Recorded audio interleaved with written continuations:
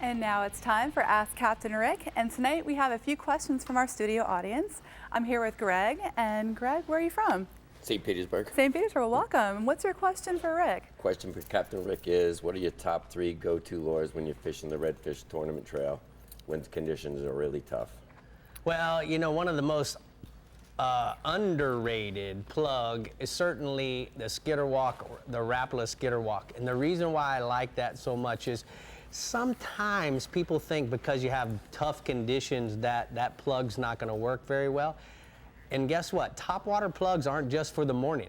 They're for all times of the day. When there's a lot of chop on the water, you might want to throw the bigger one, the size 11, and certainly match that color with that. And then the other thing I like is certainly a Bass Assassin on a 1/4 ounce jig head, because the key is now that I can touch the surface with the topwater, and then I can fish the bottom, and somewhere in between that redfish is gonna make his living. So remember that. I think those would work very well for you. Thank you so much for the question.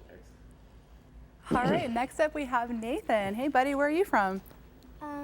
I'm from Port St. Lucie. All right, well welcome. You guys traveled pretty far. What's your question for Rick? Do you hold any state or world records? Oh, good question.